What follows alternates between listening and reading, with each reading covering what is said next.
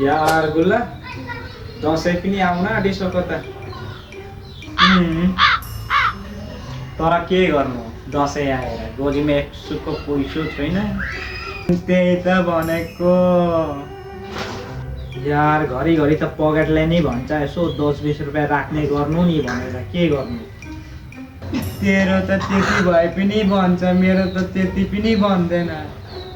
किन र? अब मेरो गोजी भएको प्यानै छैन। के गर्ने? पैसा कमाउने पूजाको लागि? कसरी कमाउने पैसो? मोमो बिजनेस।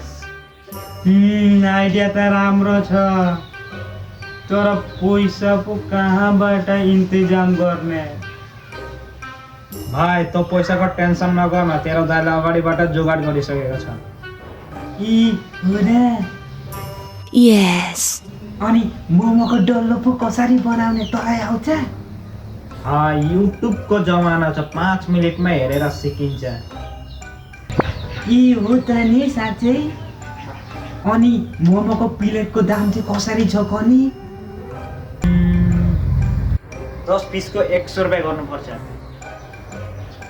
धेरै सस्तो भएन?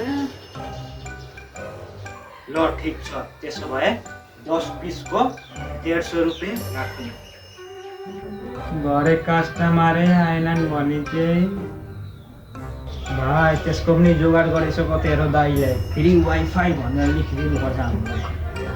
तर फ्री वाइफाईको कहाँबाट ल्याउने?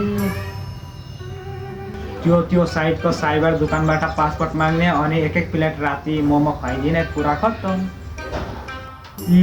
जे नहोस् आइडिया चाहिँ राम्रो ल्याउँछ यसले पनि। बरु भाडा कुडाको पो कति महँगो पर्यो, यसो हेर्न पाए हुन्थ्यो एकबार। कोक लिएर आउँदैछु।